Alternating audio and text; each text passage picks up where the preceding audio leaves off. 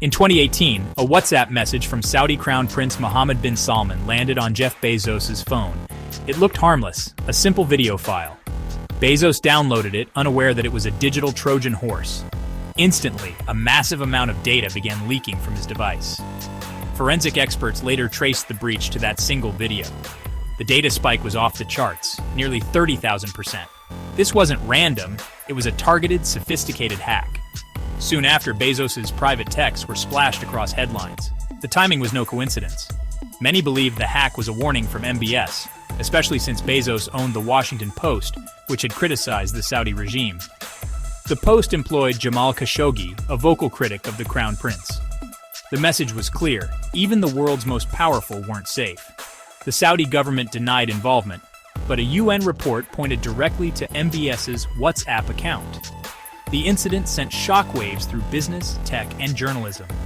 In the new Saudi Arabia, the old rules no longer applied. Mohammed bin Salman wasn't the obvious heir. The House of Saud is a vast dynasty, with succession usually based on age and consensus. MBS, the son of King Salman, was far down the line, young, untested, and educated entirely in Saudi Arabia. Unlike his Western-educated cousins, he stayed close to home, learning the kingdom's inner workings. While others enjoyed privilege, MBS worked in his father's court, building influence. When Salman became king in 2015, he quickly elevated his ambitious son.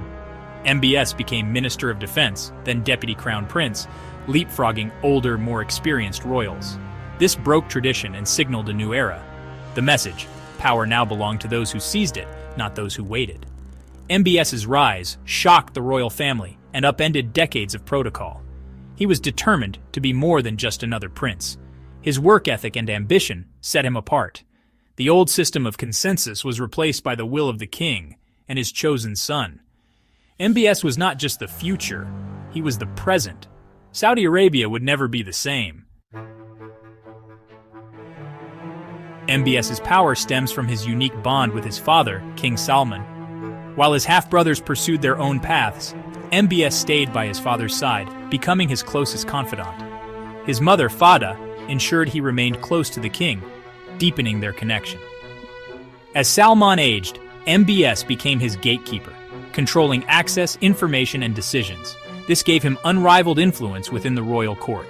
When Salman became king, he entrusted MBS with the military, Aramco, and the kingdom's investment fund. MBS effectively ran the country, while his father remained the figurehead. Other royals watched in alarm as MBS bypassed tradition and consolidated power. In 2017, King Salman removed the sitting crown prince and named MBS his successor. The favorite son's loyalty and strategy paid off. MBS's rise was no accident, it was the result of years of careful cultivation. He became the undisputed heir. The palace had a new power broker. With power secured, MBS unveiled Vision 2030, a plan to transform Saudi Arabia. The kingdom's oil-dependent economy needed a new direction. Vision 2030 aimed to diversify, investing in tourism, tech, and entertainment. Social reforms came fast. Women could drive, cinemas reopened, and concerts filled stadiums. The religious police lost their grip, and the country opened up to the world. These changes targeted Saudi youth. Over half the population is under 30. MBS offered a new deal: more social freedom in exchange for political loyalty. The Public Investment Fund became a global powerhouse, buying stakes in Uber, sports, and entertainment. The goal: build a post-oil economy.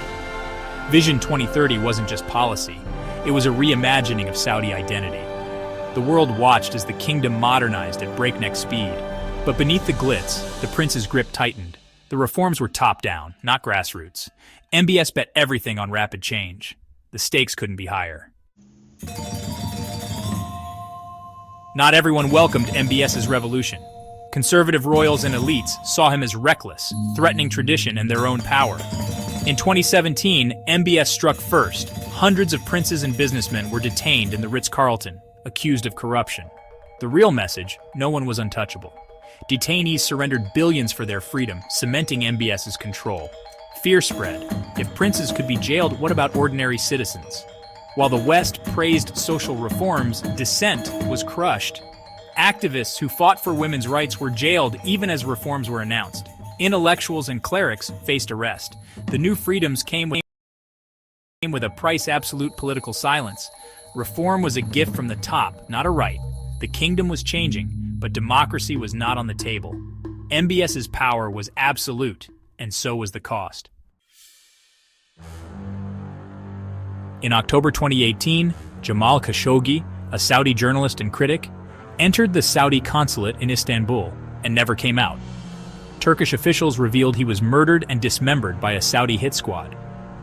The world was horrified. Khashoggi wrote for the Washington Post and lived in the U.S. His killing was an attack on press freedom. Suspicion fell squarely on MBS. Intelligence agencies concluded the Crown Prince likely ordered the hit. The Saudi government denied, then changed its story, blaming rogue agents. Few believed them. MBS's image as a reformer was shattered. Western leaders distanced themselves. Investment in Saudi Arabia stalled. The Khashoggi affair became a defining moment, revealing the dark side of MBS's rule.